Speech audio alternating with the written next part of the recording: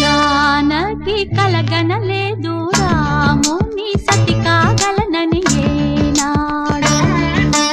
రాముడు అనుకోలేదు జానకి పతి కాగలనని ఆనాడు.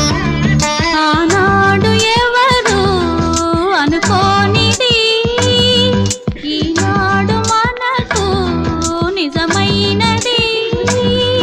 ఆ రామాయణం మన జీవన పారాయణం. రాముడు అనుకోలేదు జానకి పతి కాగలనని ఆనాడు.